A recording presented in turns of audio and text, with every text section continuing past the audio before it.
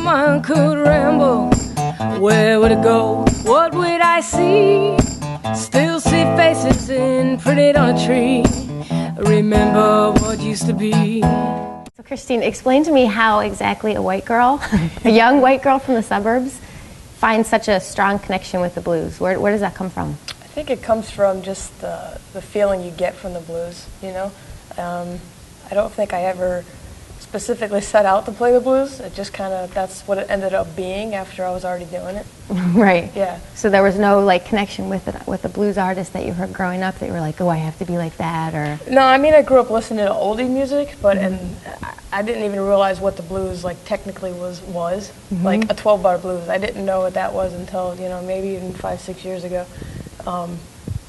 But growing up, I knew the feeling and the passion you got from that kind of music was something I liked. And then as I started playing music and songwriting and everything, it just kind of fell into that category. When you listen to your music, I found it to be extremely powerful. There's a giant disconnect between looking at you and listening to you. That's the what I've two heard. don't really tend to go together. Well, it's funny because I think the same thing. Sometimes I'll listen. I don't listen back a lot, but when I do, it's like somebody else. Because I really, even from like my early times on stage as just a trumpet player, I'd always like try to imagine like my part, like how I would incorporate my part into the music is by envisioning myself on the other side. Like if I was sitting in the audience, what would I want to hear back? So I would never really, it was not, I don't know if it's cliche, it was not about me. It was not about, it was about making the song, you know? Right. And so sometimes I find myself with that same attitude when I listen to my music now. It's like, is that me? You know, where'd that come from? Now let's talk about, a little bit about the newest stuff that you're doing, which I think is a really cool and really exciting mix and something totally, you're kind of, you know, gouging out your own niche as you go with this. It's something kind of brand new. Explain it a little bit about what you're doing. I mean, I've heard some other people try to incorporate it, or not try, but they do. It's the mixing a DJ, a scratcher in with, you know, traditional blues sounds, and that's what I'm doing with my original stuff. What I want to look at as something different is the message, because I'm not taking traditional blues songs and adding a hip hop flavor under them. What I'm doing is trying to create a whole new sound with a message that's current and relevant to me, that is blues based. It has a flavor of hip hop, but the message is something that is new, you know. Are you doing that live with the DJ locally? Yeah, we have done some shows, and I hope to travel and do some more. Very cool. And then will a CD be coming out as well with that? Hopefully the CD will come out, and then we'll do some touring to promote it, yeah. There's the newest project that you're working on is something that's really near and dear to your heart right now, and pretty fresh. Why don't you talk a little bit about what you're doing and what you hope to achieve with what you're doing? Well, it started over a year ago with my younger cousin who was diagnosed with Hodgkin's lymphoma, cancer, and you know, we decided to have a little concert benefit fundraiser for her to help, you know, deal with the financial responsibility for everything. Unfortunately, she's passed away, you know, just recently from the Hodgkin's lymphoma, and in her honor, I'm going to keep the Kicking the Cancer Blues going, and we're in the process of making it a nonprofit organization to raise money for the people that are dealing with the same disease that she had.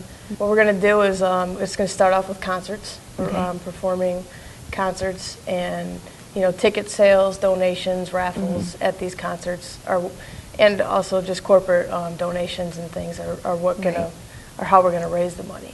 And how we're going to disperse the money is people that are in the same boat that she's in, families that are dealing with the same thing that she had. They can come to us and you know, request to, you know, be I guess sponsored kind of by us, you know, to receive help. Right. That's a great thing. Yeah, and to make it more specific, she was in what they call the forgotten 5%, and that is the 5% with Hodgkin's lymphoma that do not respond to treatment. Basically, they never see remission. It just comes back, and that's a 5% of people with Hodgkin's. So they call it the forgotten 5 because if you hear somebody has Hodgkin's lymphoma, typically that means they're going to recover. You know, they're going to live a happy life afterwards. But this forgotten 5%, which she was in, you know, they don't have that chance. How can people go and be a part of it? Yeah, it's kickingthecancerblues.org. Okay. And it's kicking with an I-N, there's no G. Okay. And it's all one word. And I feel very strongly about it because her name was Liz, and I called her Shorty because she was short and she was sassy. And I feel very strongly about it because she loved my music, and she was such a huge supporter of it, you know. Yeah. So incorporating the music along with the awareness was just something she was really excited about. Cool. That's awesome. All right.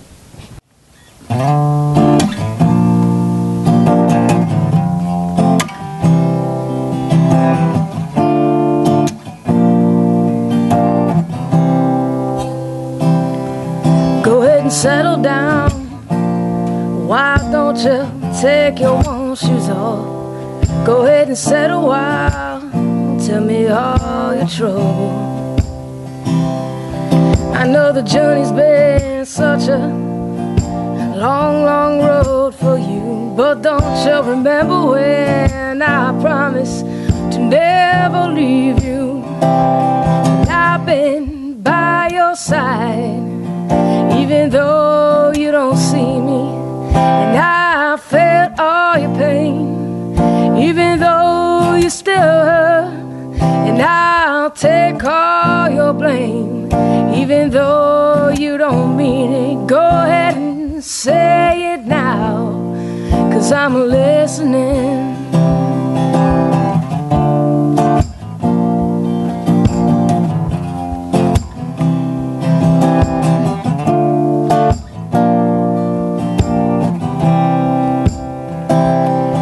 Go ahead and settle down, 'cause the time is coming soon when the pain will end, because you're forgiven. I know it seems as though you've been so lost and alone, but don't you remember when I promised to never leave you? And I've been by your side, even though you don't see me. And I felt all your pain, even though you still hurt. And I'll take all your blame, even though you don't mean it. Go ahead and say it now, 'cause I'm listening.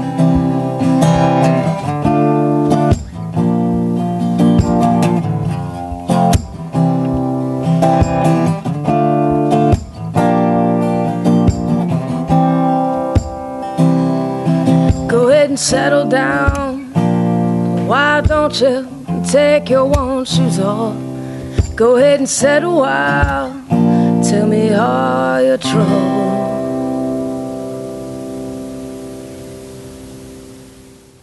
Next on the show, David. Third segment of the show, David Shimotakahara.